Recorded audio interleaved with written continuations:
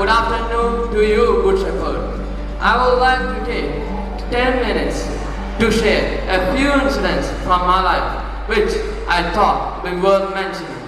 These incidents made me who I am. My name is Krishna Teja and I am an IAS officer. Till my 7th class, I was a very average student, and if there are 25 students in my class, the 24th or the 25th rank will be mine. But from my 8th class, that changed. I recognized the importance of studying and education to me and my family. Like that, I got the best rank and best score in my 10th, the best rank and best score in my plus 2, and my best rank and best score in my engineering interview. And like many of us, I joined in a multinational company with lakhs of salary settled in Delhi. While working in this company, I had a roommate who wanted to be an IAS officer. He is the one who inspired me to join a coaching center and learn about IAS. In this coaching center, I learned about what is an IAS, what is an IPS, and how can you serve the people. Now, I seriously started studying and I gave my first attempt. In my first attempt, I failed miserably. So, like many of us, I tried to understand my problem, but like many of us, I understood the wrong way. I thought that since I was working, I had enough time for preparation.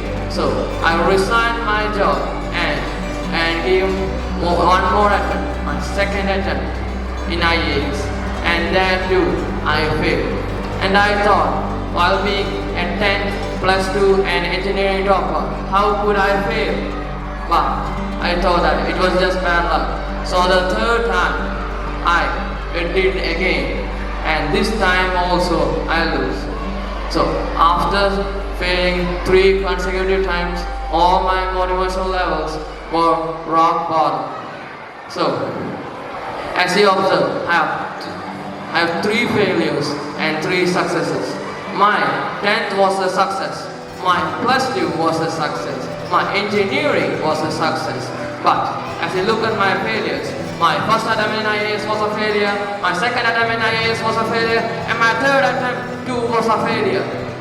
So I started introspecting myself and I questioned myself, why did I fail?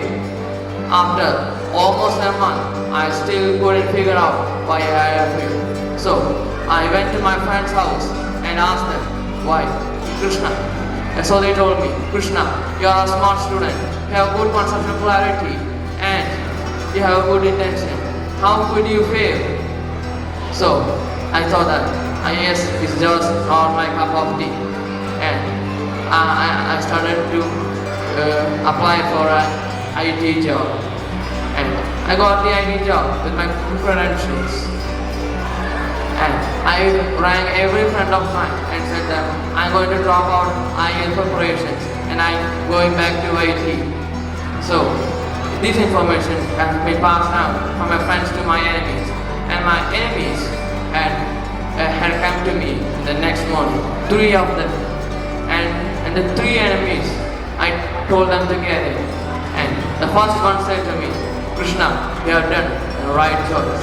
IAS is just not meant for you.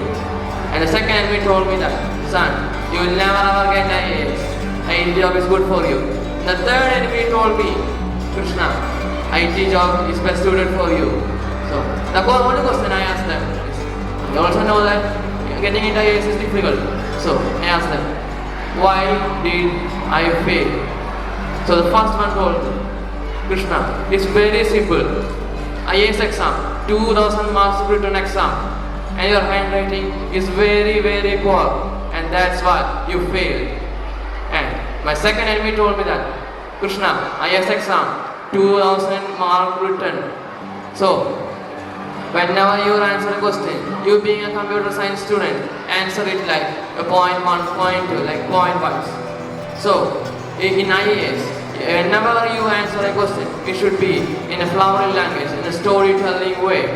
And my third enemy told me that in IAS interview, whenever you have to answer a question, you should answer it in a diplomatic and convincing way, not like you do with it very sharply. So after they went, I realized that if you want to know the positives of your life, you should ask your friends. But if you want to know the negatives of your life, you have to ask your enemies. So now I have the three mistakes that the three enemies have given me. I immediately called my parents and asked them one more year to prepare for IAS exam. After my parents had accepted, I went in all in. And the first mistake was handwriting. So when I was traveling in a vehicle, I saw a sign on the board which says, "Here we teach handwriting." So I went there and rang the bell. The teacher came out and I told her, "Can you teach me handwriting?" So she was obviously shocked because a 25-year-old man coming to her to teach handwriting is obviously not very common. So he convinced her that I want to appear for IAS and my handwriting is very bad. And she told me for 1 month and I practiced my handwriting for 1 year full, 2 hours in a single day. And my second mistake is that how to answer in a flowery language, in a storytelling way. So there was already a madam who had gotten into IAS, and I went to her to teach me. So she said to me, "Krishna, you'll come the next day."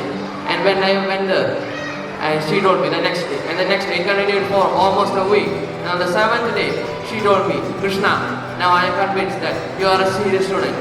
And she told me, she offered me, "I will give you 365 examinations in which you have to answer it.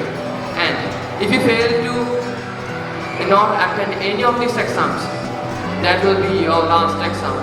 And I went in for every single day from 4 o'clock to 7 o'clock. And after writing my 365th examination, I was very clear on how to write an answer in a storytelling way, in a flowery language. My third mistake, how to speak diplomatically and convincingly. So for that, I started to teach students the main civil aspects. And by teaching that, I learned the art of how to speak diplomatically and convincingly. And now overcoming all my mistakes, I gave my 4th attempt. The prelims I cleared, the mains I cleared, and the interview I cleared.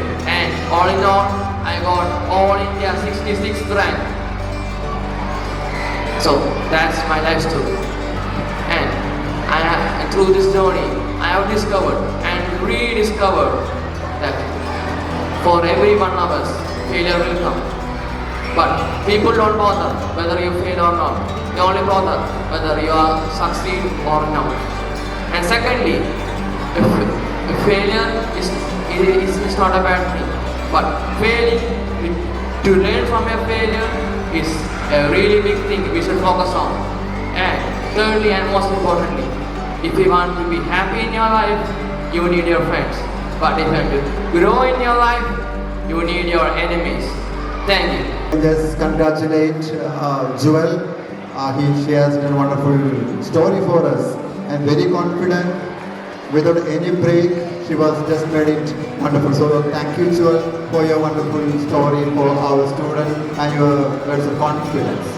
Yes, we have to give special thanks to and congratulations to Abel for such a long speech, a very inspiring IAS.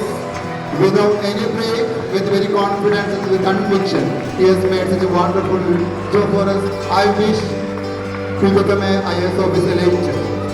We can see that he will become one of the best of his career. I wish all the very best. Thank you, my children, all the very best for the next speaker also. Thank you.